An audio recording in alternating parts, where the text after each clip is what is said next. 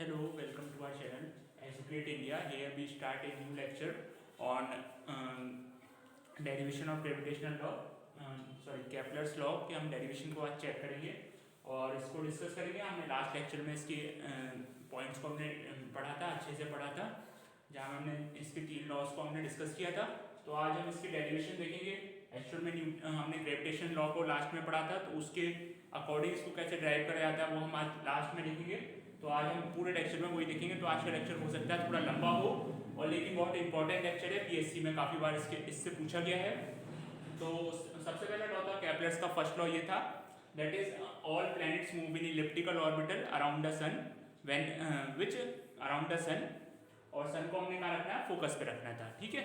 तो कुछ इस तरीके का कुछ एक हमारे पास क्या बन जाएगा, मूवमेंट बन जाएगा. सपोज कर लो कि ऐसा कुछ ऑर्बिटल है, इलिप्स है अपना, और यहाँ पर हमने सन रख दिया, दैट इज सन. सन को हमने एक फोकस पे रखा है, और ये हमने माना कि यहाँ पे हमारा कोई प्लैनेट है जिसका मास m है और सन का मास कैपिटल M है. और यहाँ पे हमने क्या किया, एक प्लैनेट लिया, तो इससे कुछ एक रेडियस होगी, उसको हमने r नोट किया है. और ये कुछ मूवमेंट कर रहा होगा, तो वो टाइम टू टाइम जो r वेक्टर है कुछ चेंजिंग होता रहेगा. ठीक है. तो फर्स्ट लॉ हम देखते हैं, तो इसको आप नोट करते चलें और देखते हैं जरा. फर्स्ट लॉ, तो हमारे पास फर्स्ट लॉ था, all planets move in elliptical orbital around the sun at one focus. तो हमने सन को एक वन फोकस पे रख दिया, और हमारे पास यहाँ पास प्लैनेट आ गया. इसका मास जो है वो स्मॉल m है, और जो सन का मास है वो कैपिटल M है. ठीक है. तो हम देखते हैं फिर. तो हम लिख देते हैं, यहाँ पे थोड़ा सा लिखते हुए चलेंगे तो अच्छा लगेगा, और ये थोड़ा इंपॉर्टेंट भी है. तो consider N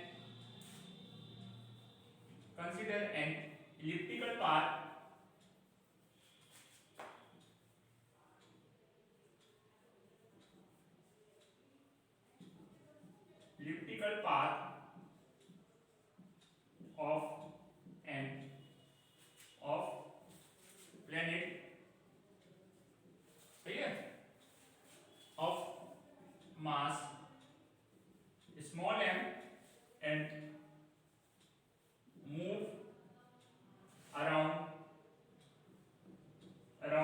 the sun mass capital M, that is capital M. Okay.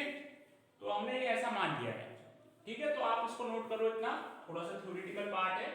तो अब किसी भी टाइम इंस्टेंट पे यहाँ से जो इसकी पोजीशन है वो r है, हमने लिया r है.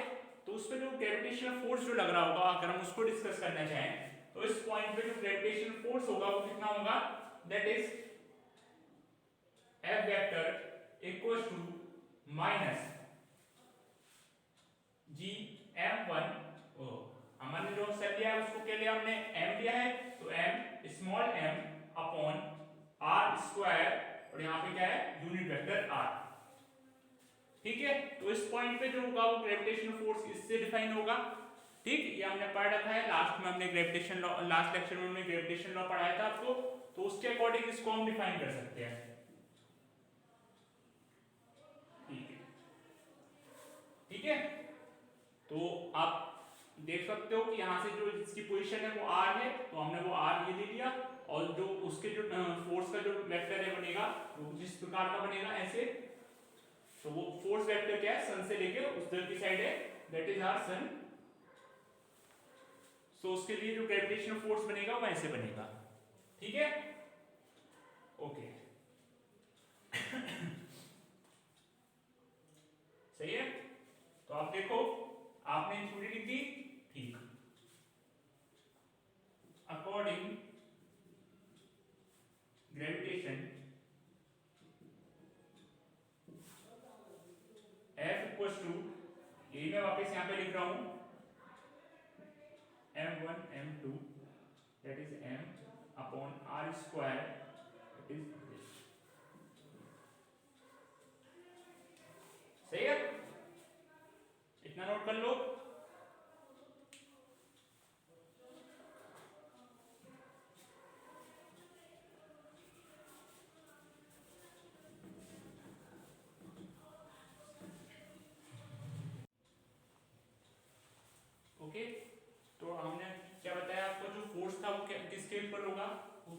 इक्वल्स टू होगा F equals to 1 G minus M upon M R square और डेट इज यूनिट वेक्टर। ये क्या है, फोर्स के इक्वल है, इसको इक्वेशन नंबर फर्स्ट बोल दो। हमने अपना इलिप्स बिगाड़ दिया तो हम उसको दोबारा से लिखते हैं यहाँ पे, दैट इज आवर इलिप्स। तो यहाँ पर हमने सन रखा था और यहाँ पर कोई भी था तो वैसे थी ऐसे, ठीक है। तो आप देख पा रहे हो कि यहाँ पे जो है हमने जो फोर्स देखेंगे इस वाले मास पे, यहाँ पे स्मॉल m मास है तो प्लैनेटरी मास है ये, तो इस पे अगर हम फोर्स देखेंगे तो उसको ग्रेविटेशनल फोर्स ऐसे लिखा जाएगा। अभी जो मास है हमारे पास प्लैनेट है वो क्या है, मूविंग प्लैनेट है, तो वो मूव कर रहा है, तो मूव कर रहा होगा तो उसके बाद कुछ एक एक्सीलरेशन होगा, तो एक्सीलरेशन होगा तो इसका मतलब क्या है, वहाँ पर कुछ एक ऑल्सो एक फोर्स होगा, जो उस फोर्स को अगर हम डिफाइन करें तो न्यूटन के लॉ से डिफाइन कर सकते हैं। और ये आप ये जो हमारे पास पोलर कोऑर्डिनेट है हमारे पास यहाँ पे, तो पोलर कोऑर्डिनेट के अकॉर्डिंग हम उस फोर्स को डिफाइन करेंगे, तो उसको कैसे लिखेंगे, तो बाय न्यूटन्स लॉ, तो वो जो फोर्स होगा वो कैसे लिखा जाएगा, फोर्स इक्वल्स टू, यहाँ पे जो हमारे पास पोलर कोऑर्डिनेट है, हमने पोल जो इस पे माना है, यहाँ पे हमने सन को क्या मानना है, पोल कंसीडर करा है, सन पे एक पोल कंसीडर करा है, उसके अकॉर्डिंग हम इसको पोलर कोऑर्डिनेट को लिखेंगे। तो F इक्वल्स टू क्या लिखेंगे, F इक्वल्स टू m और that is dr upon dt square plus r d theta upon dt की होल पावर 2, और इसके बाहर क्या आएगा, एक यूनिट वेक्टर आएगा दैट इज r कैप। हम जो फोर्स है उसकी जो एक्सीलरेशन होगा उसको पोलर कोऑर्डिनेट्स में ऐसे डिफाइन करा जाता है। इसके लिए आपको लेक्चर में आपने बताया, मैंने पहले भी बताया होगा पोलर कोऑर्डिनेट होते क्या है एक्चुअल में। अगर हमने एक पोल ये कंसीडर कर लिया तो एक कुछ इनिशियल लाइन ये होती है जहां से हम एंगल को नोट करते हैं, और अगर तो यहाँ पे डिस्टेंस लेनी है तो वो r वेक्टर ये आ गया, तो अगर r वेक्टर ये है तो इसका एंगल बनने वाला है कौन सा होगा, ये वाला एंगल। तब अब इसका एक्सीलरेशन इस पॉइंट पे क्या हो रहा है, एक्सीलरेशन अगर नोट कर रहे हैं तो उसको इस टर्म में ऐसे लिखा जाता है, आप इसको नोट कर लो, मैंने यहाँ पे पोलर कोऑर्डिनेट चूज करा है, इसको पोलर कोऑर्डिनेट है ये, ठीक है। यहाँ इसको इक्वेशन नंबर सेकंड बोल देना, that is our equation number second, ठीक है, समझ में आता है। अब इसको इक्वेशन नंबर सेकंड बोलिए और ये फर्स्ट इक्वेशन है, तो जो ग्रेविटेशनल फोर्स होगा वो ये एक्चुअल में क्या कर रहा होगा, यहाँ पे जो एक्सीलरेशन प्रोवाइड कर रहा होगा, मतलब वो जो दूसरा फोर्स जो हमने ये अभी इंड्यूस फोर्स जो हमारे पास ये फोर्स है, ये कैसा है, ये ग्रेविटेशनल फोर्स के वजह से ही आया है, तो ग्रेविटेशनल फोर्स के वजह से ये फोर्स हमारे पास क्या हुआ है, डेवलप हुआ है, तो ये किसके इक्वल होगा, ये ग्रेविटेशनल फोर्स के इक्वल होगा, ओके। तो by equation first and second हम क्या लिख सकते हैं, जरा ध्यान से देखना, हम फर्स्ट और सेकंड इक्वेशन को दोनों को इक्वल लिख सकते हैं, तो इसको अगर हम इक्वल लिखेंगे तो m d square upon dt का square plus r d theta upon dt की पावर 2, और that is r vector, r unit vector. Now equals to क्या लिखेंगे हम यहाँ पे, g m1 m upon r square, ठीक है।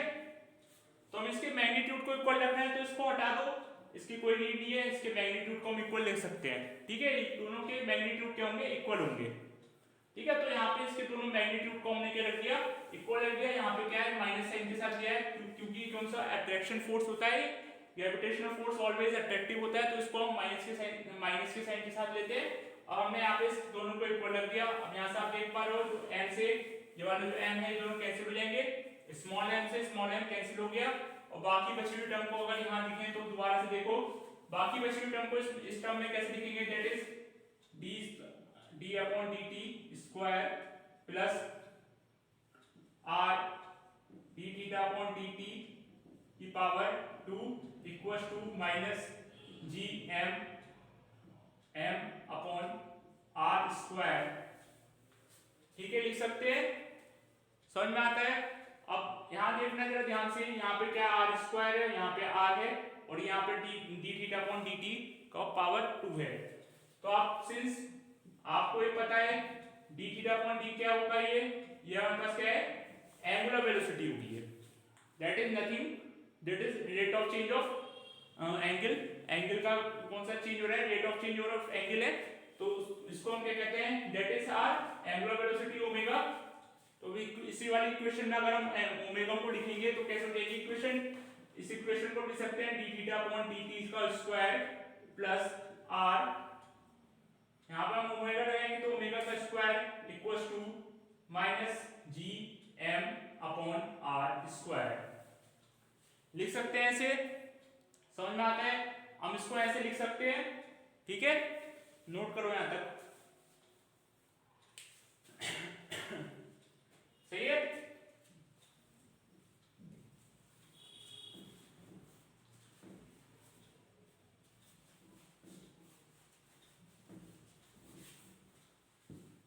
ठीक है, ये इक्वेशन हमारे पास बन चुकी है। अब इस इक्वेशन में अगर देखो तो इसको मैं दोबारा से यहां लिख देता हूं, D square plus R omega square equals to minus G M upon R square.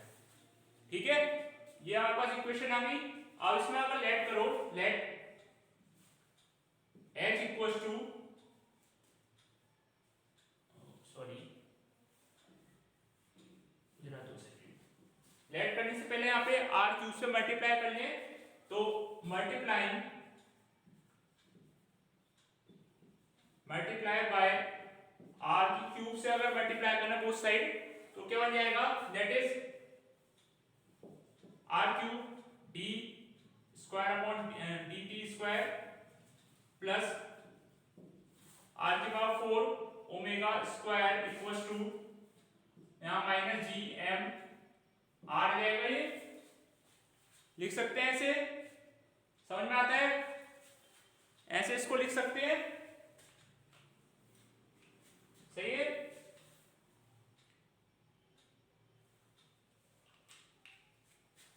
अब देखो जरा, अगर इसको हम ऐसे लिखेंगे, ऐसे लिख सकते हैं इसको। अब यहां से देखना, हम लेट कर ले, लेट क्या लेट करना हमें, h equals to R square omega let कर ले, आर स्क्वायर ओमेगा लेट कर लिया हमने, तो इक्वेशन में क्या फर्क पड़ेगा, इक्वेशन क्या बन जाएगी हमारे पास, that is r cube d2 upon dr t square plus h लेट किया तो h का स्क्वायर जाएगा, यहाँ पे h square equals to minus G M r. सही है, समझ में आता है, ऐसे लिख सकते हैं इसको,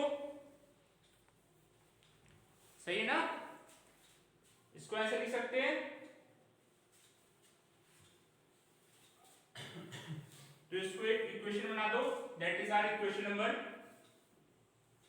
3, नोट करो इसको, यहां पर रफ करते हैं।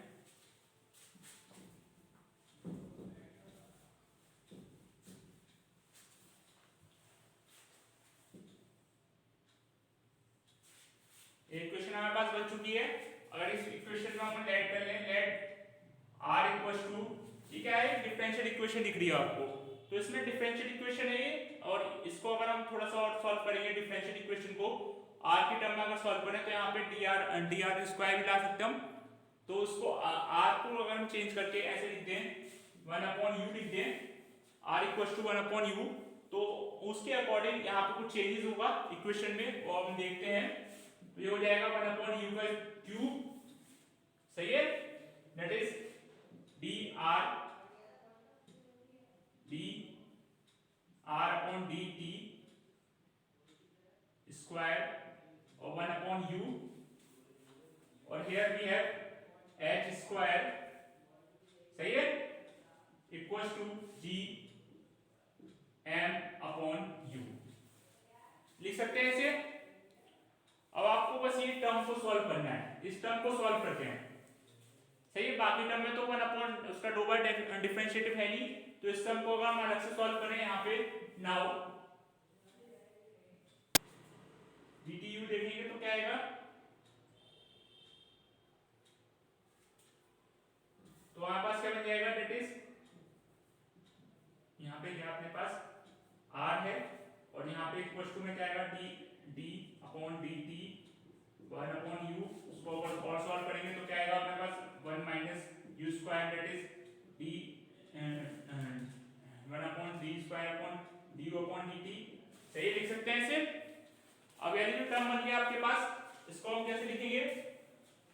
ये वाली टर्म है, इसको अगर हम मल्टीप्लाई करना है यहाँ पे डी थीटा अपॉन dt से, तो एक के अपॉन में थीटा जाएगा और एक के अपॉन में dt आ जाएगा।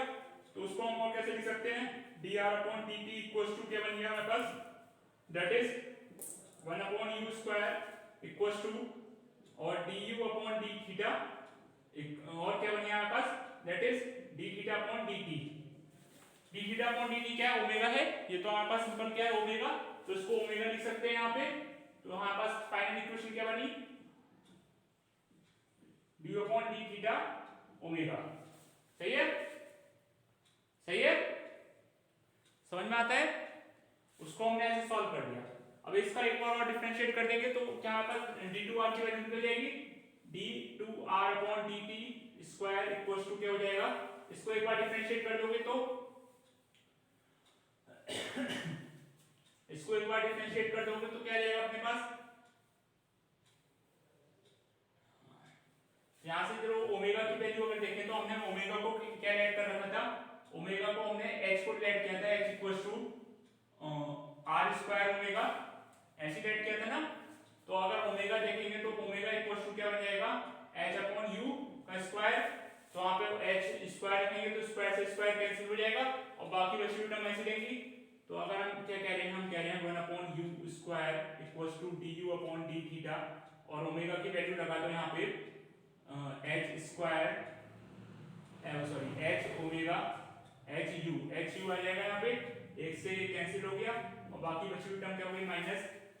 उसको एक बार डिफरेंशिएट किसकी t के रिस्पेक्ट में डिफरेंशिएट करना है तो पहले इसको अलग अलग लिख सकते हैं। तो that is du upon that is du और dt, यहां से d थीटा अपॉन dt लिख सकते हैं, ऐसे नोट कर लो इसको।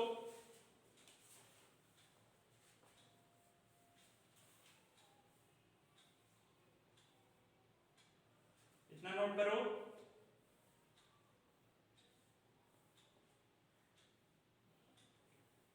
इसको जब सॉल्व करोगे तो क्या आ जाएगा अपने पास,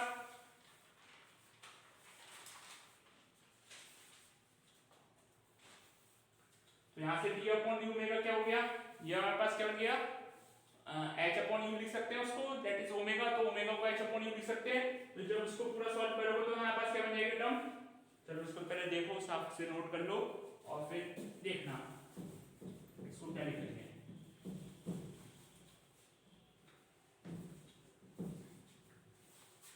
तो इसको हम क्या लिख सकते हैं, इस वाली पूरी टर्म की वैल्यू क्या जाएगी, almost equals to d upon t theta square dt square equals to हमारे पास क्या आ रहा है, ये equals to minus h square u square d square u upon d theta का स्क्वायर। ठीक है, ऐसे लिखा जाएगा इसको।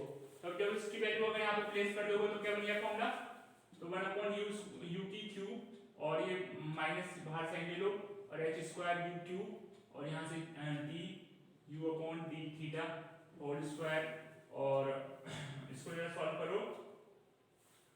यहाँ पे इसकी पूरी वैल्यू हमने लिख दी और अपने पास क्या बचा, plus h square equals to G m upon u। सही है, समझ में आता है।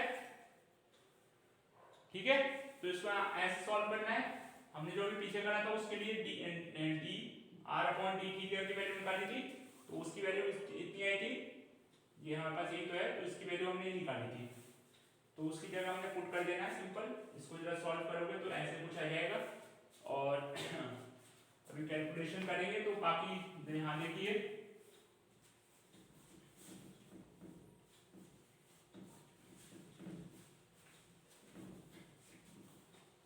समझ में आता है। तो ये इक्वेशन हमारे पास बन चुकी है। इसमें अगर आप देख पाओ तो ये जो इससे यानी टर्म कैंसिल हो जाएगी, तो बचा हुआ टर्म जाएगी अपने पास h की power h square d d2 u upon d theta का square plus h square equals to minus g that is g m upon u लिख सकते हैं इसको। सही है,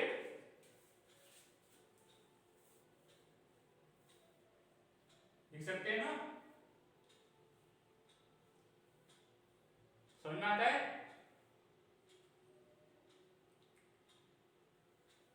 लिख सकते हैं। अब इसको पूरा सॉल्व करोगे और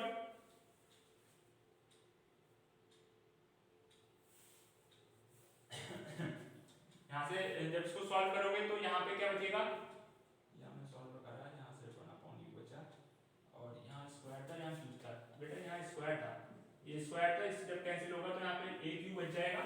अब यहाँ पे यू आ जाएगा वो, अब यहाँ से जब h square minus h square u common लोगे तो यहाँ से बचेगा d q upon d theta का square plus H square u, और यहाँ से क्या बचेगा minus minus G M upon u, u से एक यू कैंसिल, बची हुई टर्म को ऐसे उतारना, इस एच स्क्वायर को यहाँ पुट कर दो और यहाँ पुट करोगे तो बची हुई टर्म क्या आएगी, d u upon d theta का square plus H square u equals to, यहाँ से बचेगा minus G M upon H square. सही है, समझ में आता है? और ये माइनस से सही बैठ जाएगा, फिर प्लस हो जाएगा। समझ में आता है? इतना जरा सॉल्व करो, इतने में ही डालते हैं। बहुत बड़ा डेरिवेशन है, इसको पूरा डिटेल में हम बताएंगे आपको कैसे आया ये, बस हमारे साथ जुड़े रहिए। सही है, तो इतना पार्ट इसमें सॉल्व हो गया। ये हमारे पास क्या बन गई, इक्वेशन बन गई। क्या ये भी एक डिफरेंशियल इक्वेशन है, आपको दिख रही है क्या है, डिफरेंशियल इक्वेशन है। इसको सॉल्व करोगे तो यहाँ से आप क्या देख पा रहे हो कि यहाँ से आपको क्या दिख रहा है, अगर इस वाले टर्म को भी यहाँ ले आओ तो यहाँ पे क्या बन जाएगा अपने पास, ओ सॉरी, यहाँ से हमने एच स्क्वायर कॉमन लिया था ना, तो दैट इज आर कॉमन, और यहाँ से क्या है एच हट जाएगा, फिर यहाँ यू बचेगा सिंपल। समझ में आता है? तो यहाँ से बचेगा सिंपल, अगर ये डिफरेंशियल इक्वेशन बनाना चाहो तो डी थीटा का square plus U minus G M upon H square लिखेंगे इक्वल टू 0। समझ में आता है? ये क्या बन गई, डिफरेंशियल इक्वेशन बन गई। तो इसको अगर डिफरेंशियल इक्वेशन को अगर सॉल्यूशन में करना चाहो, यहाँ से आपको ये दिख रहा होगा कि ये क्या है, कांस्टेंट है और यहाँ पे यू है, तो इसको भी अगर इस टर्म में लिखना चाहो तो लिख सकते हैं थोड़े प्यार से। तो अगर इसको अगर इस टर्म में लिखना चाहो तो यहाँ देखो, दैट इज वी हैव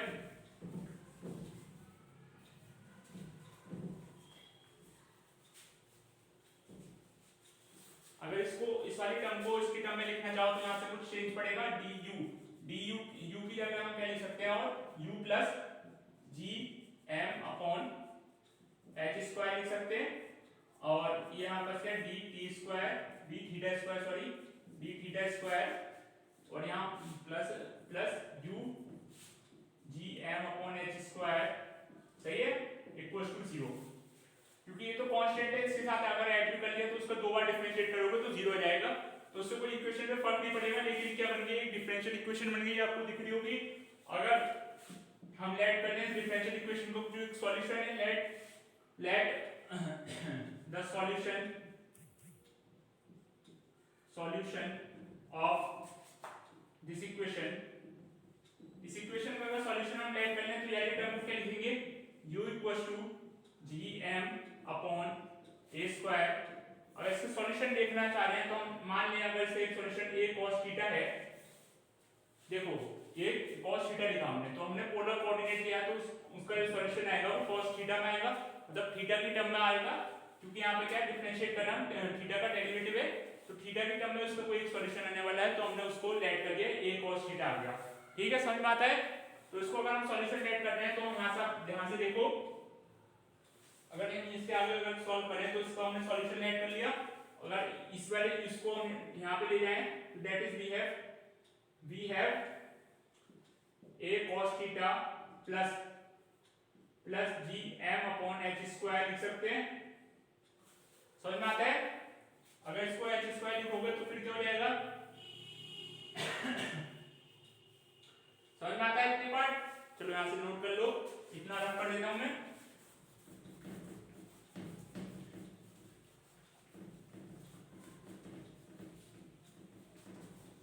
अब ध्यान से देखना, ये क्या है, एक इक्वेशन लिखी होगी, अगर इस इक्वेशन से हम अगर कॉमन ले लें, G M upon H square common लें तो क्या बन जाएगा हमारे पास, कॉमन लिया तो ऊपर मल्टीप्लाई करनी पड़ेगी, तो H square upon ji M A cos theta plus 1। सही है, ये हो गया। और इस वाले टर्म को यहाँ देखो तो यू एच स्क्वायर अपॉन जी एम लिख सकते हैं, और यहाँ बन गया H square G M A cos theta plus 1 लिख सकते हैं ना। यहां से देखना है ये, अगर इसको थोड़ा सा और चेंज करके लिखो तो इसको ऐसे लिखोगे g plus H square upon ji M A cos theta और यहाँ पे क्या है u एच स्क्वायर अपॉन जी एम। सही है, सही है बिल्कुल। तो इसको अगर हम ऐसे लिख सकते हैं यहाँ पे, अगर इसको अगर ऐसे लिख सकते हैं तो ये क्या है, इक्वेशन ऑफ कॉनिक सेक्शन है ये। अगर इसको इक्वेशन ऑफ कॉनिक सेक्शन से लिखें तो इक्वेशन ऑफ कॉनिक सेक्शन क्या होती है, अपने पास L upon R equals to होती है that is 1 plus E cos theta होती है। यहाँ पे क्या है, E क्या है, एसेंसिसिटी है ये।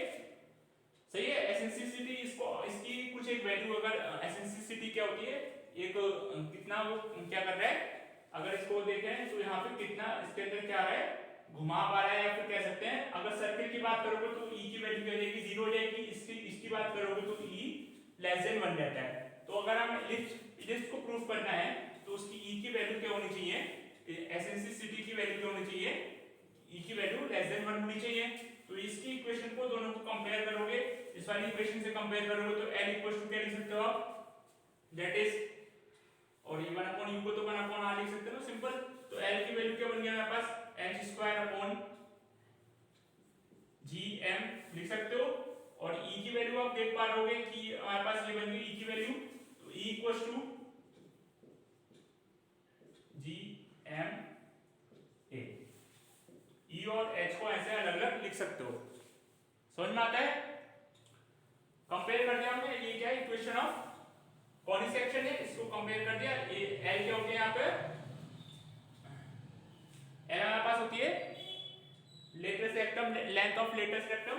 तो L की वैल्यू और R क्या है, रेडियस वेक्टर अपना सिंपल, जो जिस क्वेश्चन से हम डिनोट कर रहे हैं उसको। और A 1 माइनस A जो होती है कॉनिक सेक्शन की इक्वेशन होती है, आपने 12th क्लास में पढ़ रखी है ये। तो यहाँ से E की कंपेयर कर दोगे तो E की वैल्यू मिल जाएगी, और यहाँ से कंपेयर में इसको एक इक्वेशन बना के छोड़ सकते हो। ठीक है, हमारे पास सिंपल इक्वेशन बन गई। और इससे इसको नोट कर लो, इक्वेशन नंबर ये 4th है, इक्वेशन नंबर 4। ठीक है, तो इसको अगर सॉल्व करोगे तो आगे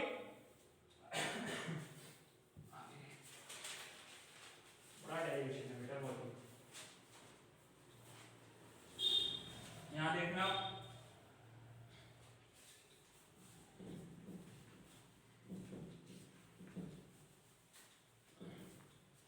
अब आपके मैं कहता हूँ अगर E पे डिपेंड कर रहा है इस इक्वेशन में, जो E की अगर वैल्यू E की 1 से 1 छोटी होगी वैल्यू, तो ये जो पाथ होगा ये इलिप्टिकल होगा। ये आप समझ सकते हो, अगर E की वैल्यू 1 से छोटी होगी तो वो इलिप्स की इक्वेशन की वैल्यू के इक्वल रहेगी, मतलब E जो होता है इलिप्स में 1 से छोटा आना चाहिए। तो वो अगर हमें E की वैल्यू अगर देखते हैं तो E की वैल्यू हमने जो इसमें निकाली है वो आई है अपने पास h square a upon ji M, ये हमारे पास E की वैल्यू आई है। और अब आप नोट करो, अब मैं आपको एक बहुत बढ़िया कंसेप्ट समझाने वाला हूँ। यहाँ से है पार्ट, इसी का पार्ट है आगे का, इसको हम अंडरलाइन नहीं करते। फॉर, चलो लाइन में बोल देता हूँ, for elliptical the value of E is less than 1 and the total energy of A party of the planet is negative. अगर जो टोटल एनर्जी होगी प्लेनेट की वो अगर निगेटिव होगी, मतलब एनर्जी निगेटिव का मतलब क्या है कि वहाँ पे कुछ एक हमें क्या मिल रहा है, कुछ एक एनर्जी हमें मिल रही है। एनर्जी मिल रही है मतलब हमारे पास क्या, जो टोटल एनर्जी को हम डिफाइन करेंगे तो क्या होगा, E equals to kinetic energy half mv square plus that is potential energy. अगर पोटेंशियल एनर्जी को हम डिफाइन करें तो क्या होती है हमारे पास G m small m upon r, ये क्या होती है पोटेंशियल एनर्जी, इसको माइनस से शो करते हैं। तो ये पोटेंशियल एनर्जी होती है, ग्रेविटेशनल पोटेंशियल एनर्जी। तो टोटल जो एनर्जी होगी इस पॉइंट पे वो इससे डिफाइन हो सकती है, सिंपल है। अब इस एनर्जी को हम E की टर्म में लिखना चाह रहे हैं तो हमें v स्क्वायर की वैल्यू पता होनी चाहिए, और यहाँ से क्या बाकी सब तो पता है, v स्क्वायर की वैल्यू पता होनी चाहिए। ठीक है, तो अगर हम देखें इसको v स्क्वायर के लिए,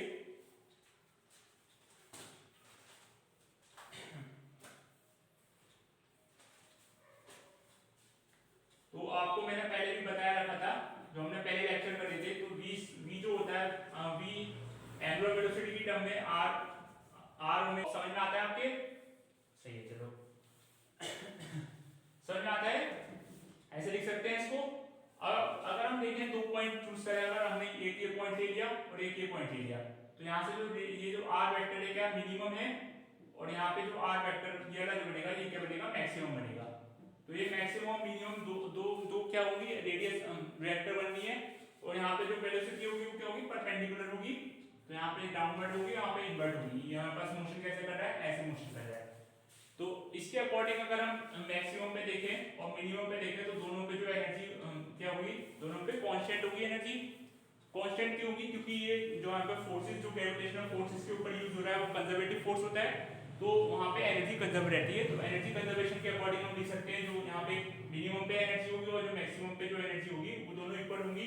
तो मैं कहना क्या चाहता हूँ आपसे, मैं इतना सी बात कह रहा हूँ, अकॉर्डिंग टू मैंने v को आपको क्या बताया, v इक्वल टू क्या हमारे पास, v इक्वल टू हमारे पास जो वैल्यू लगेगी वो क्या होगी, h अपॉन r होगी। इसको नोट कर लेना, इसको मैंने आपको बता दिया है, by by by conservation of energy, by conservation of energy हम लिख सकते हैं E equal to that is 1/2। मैं यहाँ पे v की वैल्यू लगा दूंगा सिंपल, तो वो मिनिमम पे हम चेक करें तो मिनिमम पे 1 अपॉन h अपॉन पहले मैक्सिमम देख लेते हैं, तो h upon m max r max plus minus आएगा सिंपल, तो माइनस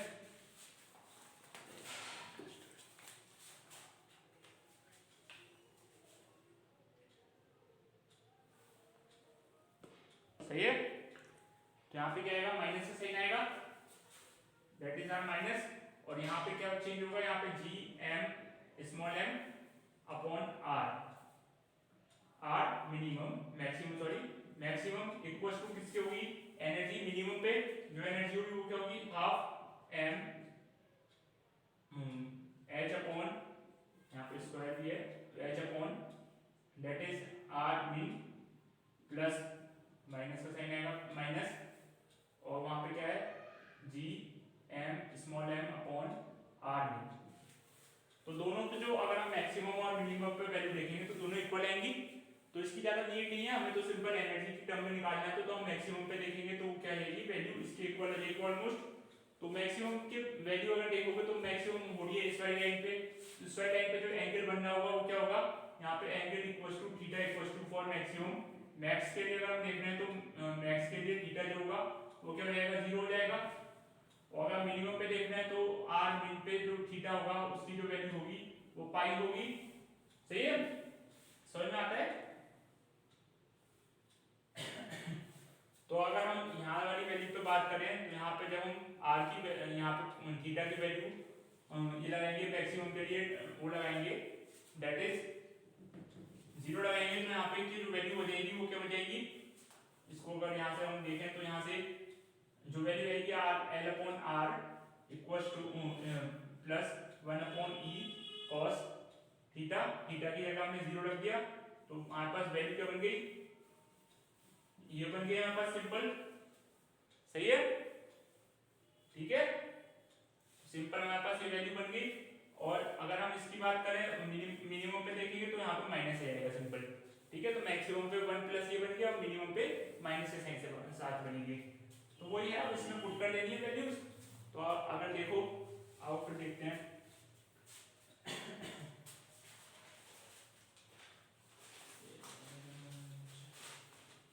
मैक्सिमम और मिनिमम पे देख लिया।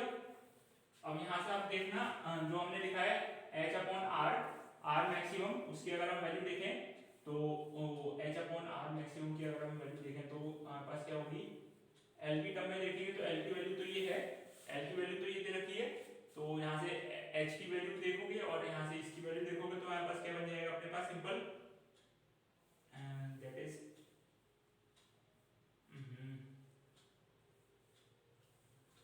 1 अपॉन r। देखो सिंपल यहाँ पे 1 अपॉन r की वैल्यू देखना है तो ये क्या होगी, मैक्सिमम वैल्यू आएगी ना अपने पास, दैट इज मैक्सिमम वैल्यू के लिए है। तो यहाँ पे सिंपल हम यहाँ पे पुट कर आर की वैल्यू, तो 1 अपॉन आर की वैल्यू अगर देख रहे हैं तो यहाँ पे एल इसके अपॉन में जाएगा और यहाँ पर अगर वैल्यू को पुट कर दोगे तो that is E equals to, चलो मैंने रफ कर देता हूँ पहले, इधर देखना, इधर का नोट कर लिया था, चलो बढ़िया।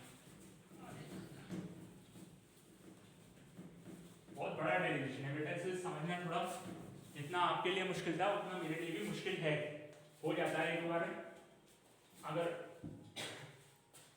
तो इसको अगर हम देखेंगे तो यहाँ से आप देख पा रहे हो ई इक्वल्स टू क्या है 1 अपॉन एम। तो फिजिक्स वाले जो बंदे होते हैं ना उन्हें रटने का शौक नहीं होता, तो बीच बीच में मैं भी कॉपी खोल के देख रहा था, जैसे मैंने नोट्स लिखे हैं तो इसमें से मैं कभी कभार देखना पड़ जाता है क्योंकि एकदम से कैलकुलेशन, और अगर कैलकुलेशन प्योर कैलकुलेशन करूंगा तो वीडियो बहुत ज़्यादा लंबी बन जाएगी, तो इसमें से देख देख के मैं कभी कभार नोट कर देता हूँ, तो उसको आप माइंड ना करें कि सर को कुछ नहीं आता देख के उतारना है। तो यहाँ से 1 अपॉन आर मैक्सिमम रहेगा। तो ये बहुत मुश्किल से मुझे मिला है कंसेप्ट, और ऐसा नहीं है इसमें मैंने मेहनत नहीं करी, लास्ट लेक्चर को हुए 5 दिन हो गए, 5 दिन से ये कंसेप्ट बनाने के लिए, लिखने के लिए और ढूंढ ढूंढ के बुकों में छानने के लिए टाइम लगता है, ठीक है। तो ऐसे ही कोई कंसेप्ट नहीं आता, कोई लेक्चर ऐसे ही प्रिपेयर नहीं होता।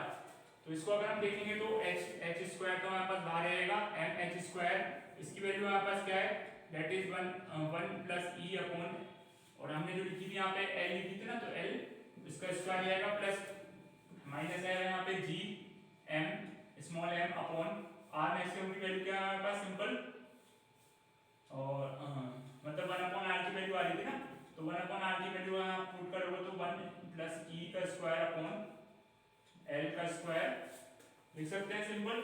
अब इसके आगे से नोट करो, एल की जो वैल्यू थी वो हमने लास्ट क्वेश्चन में आपको बताई थी जो यहाँ की थी, तो उसके अकॉर्डिंग एल की वैल्यू को अगर लिखना चाहो तो लिख सकते हो, क्या लिखोगे यार, capital that is small m है, ये स्मॉल एम है बेटा, इसको नोट कर लेना, ये स्मॉल एम है, ठीक है। तो दैट इज 1 प्लस ई का स्क्वायर अपॉन एल की अगर वैल्यू देखो तो उसका स्क्वायर करना पड़ेगा, तो एल की वैल्यू हमने क्या बताई थी, एच स्क्वायर अपॉन जी एम कैपिटल एम का होल स्क्वायर, सही है, और माइनस जी m m upon 1 plus e का होल स्क्वायर, 1 प्लस ई का square upon H square upon जी एम का होल स्क्वायर, समझ में आता है।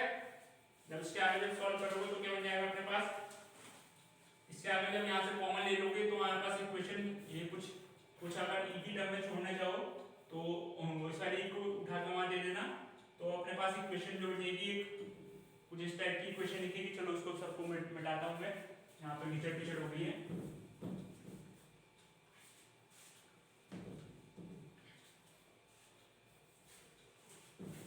चलो देखते हैं, यहाँ से ई जो हो गया, अब यहाँ से जो ई इक्वल चल रहा था मैं उसको इक्वल्स टू में लिख दूंगा, और वो 0 के ऊपर रहेगी पूरी equation, that is 1 upon e M small m h square और 1 प्लस ई का स्क्वायर, 1 प्लस ई का स्क्वायर, और that is h square upon ji M whole square minus, और लिख सकते हैं आप capital M upon small m upon और 1 प्लस ई का स्क्वायर, लिख सकते हो ना।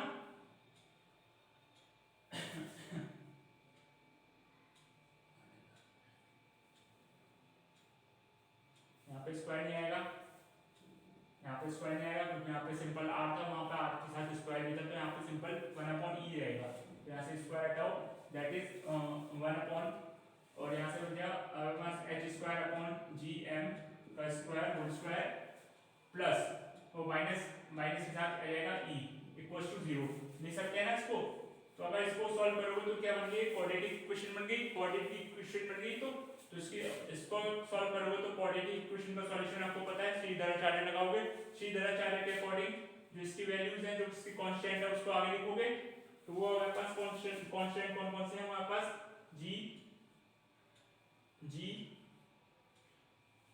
और ये इसको अपॉन में सॉल्व करके ऊपर पहुंचा देना, तो g square upon m square small m, और we have h square that is 1 plus under root 1 upon g का स्क्वायर, और गया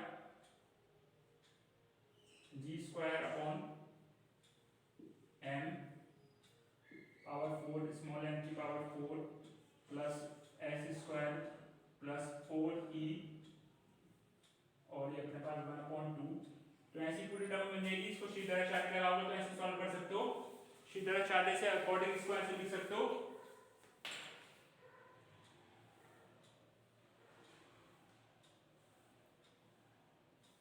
सही लिख सकते हो।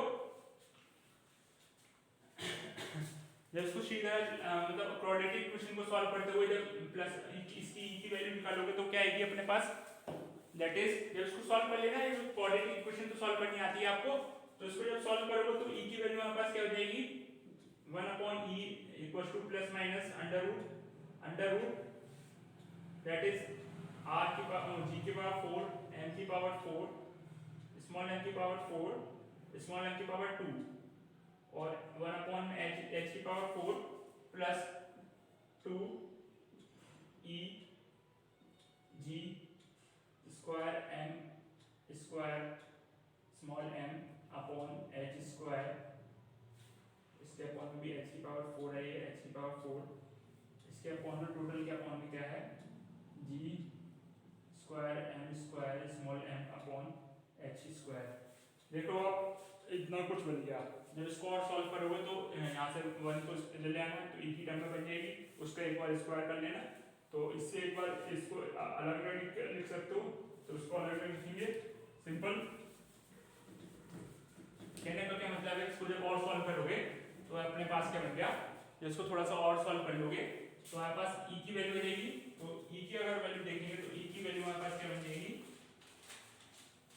e की value almost under root 1 under root, यहाँ से जो 1 था वो मैंने यहाँ लिया, तो e की वैल्यू बचेगी तो उसके अपॉन में सब कुछ अंडर रूट में आएगा, तो वो अंडर रूट m स्क्वायर की पावर m की पावर 2 अपॉन h की power 4 plus 2e g square m square m upon h square और इसके पूरे के अपॉन में g स्क्वायर की पावर g पावर 4 और m power 4 square upon h square. यहाँ से इसको अलग अलग लिख सकते हैं, यहाँ से एक बार जब अलग लिखोगे तो अंडर रूट 1 प्लस और इसके अपॉन में भी आएगा, तो इसके अपॉन में आएगा तो उसको रेसिप्रोकल करके लिख सकते हो g that is g square m square small m upon h square, इसका रेसिप्रोकल h स्क्वायर ऊपर पहुंच जाएगा और g स्क्वायर m g की पावर 4 m की पावर 4 m स्क्वायर। सही है, अब इसको कैंसिल कर सकते हो, इससे कैंसिल हो गया और एक उसका ऐसे यानी स्क्वायर पावर कैंसिल, यानी से यानी कैंसिल, इससे कैंसिल और बची हुई टर्म क्या होगी, यहाँ पे चल रहा है e चल रहा है e वाली टर्म को, तो यहाँ अंडर रूट को इधर ले जाओ तो e स्क्वायर बन जाएगा ये, तो e स्क्वायर सिंपल किसके इक्वल हो गया, e square equals to 2e h square upon यहाँ पे e स्क्वायर बचेगा तो g square m square upon m। सही है, तो अब अगर इसको सॉल्व करोगे तो इसको 1 को इधर ले जाओ, इसको पूरी टर्म को e की टर्म में चेंज कर देना, e की टर्म में जब पूरी टर्म को e की टर्म में चेंज करोगे तो आपके पास सिंपल जो टर्म बनेगी वो क्या बनेगी, सिंपल जो टर्म बनेगी वो हमारे पास क्या बन जाएगी, e की टर्म में चेंज करोगे तो 1 minus sorry e square minus 1 और यहाँ बनेगा that is g square m square m upon h square लिख सकते हैं। सही है, और आप देख पा रहे होगा अगर यहाँ से माइनस कॉमन ले लूं मैं तो यहाँ से 1 माइनस e स्क्वायर बच जाएगा, तो हमारे पास इक्वेशन क्या बन जाएगी, ये इक्वेशन क्या बन जाएगी हमारे पास, ये बन जाएगी। अब यहाँ पे माइनस की कॉमन लिया हमने पहले आपको बताया था कि जो एनर्जी होगी वो निगेटिव एनर्जी होगी, तो निगेटिव होगी, निगेटिव क्यों होगी, वो सपोज कर लो जो पोटेंशियल एनर्जी अगर ज्यादा है, ये क्या होता है जो टोटल एनर्जी जो ईसा में दिखा रहे हैं वो सम होती है काइनेटिक एनर्जी पोटेंशियल एनर्जी की सम होती है ना, तो वो सम है तो उसका मतलब क्या है एक्चुअल में कि जो आपके पास अगर काइनेटिक एनर्जी या पोटेंशियल एनर्जी उसमें जो बैलेंस्ड है अगर वो निगेटिव नहीं होता पॉजिटिव होता तो एनर्जी क्या होती है हमें देनी पड़ती है उसको मूव कराने के लिए, लेकिन वहाँ निगेटिव है तो एनर्जी हमें मिल रही है क्योंकि उसका क्या हो रहा है उससे मूवमेंट हो रहा है, तो मूवमेंट हो रहा है तो उसकी वजह से हमें एनर्जी मिल रही है, तो एनर्जी क्या आएगी निगेटिव आएगी। तो उसको जब सॉल्व करेंगे तो अगर ये कब तक निगेटिव रह सकती है, जब ई स्क्वायर की वैल्यू 1 से छोटी हो तब तक ये निगेटिव रह सकती है, तो दैट इज ई स्क्वायर जो हो वो 1 से क्या हो, छोटा हो। तो इसका मतलब क्या है, ई इक्वल टू ई जो हो 1 से छोटा हो। तो ये क्या हो गया, अगर ई 1 से छोटा है तभी इक्वेशन पॉसिबल है जिसके लिए एनर्जी हो निगेटिव आएगी। ठीक है, तो यही है इसका सॉल्यूशन कि अगर ई लेस देन 1 आ जाए तो जो पाथ होगा हमारे पास वो क्लोज हो जाएगा, इलिप्टिकल क्लोज पाथ बन जाएगा हमारे पास। तो हम लास्ट में लाइन लिख देना, हैंस फॉर इफ ई की वैल्यू जो है किससे 1 से छोटी आ रही है, सो द पाथ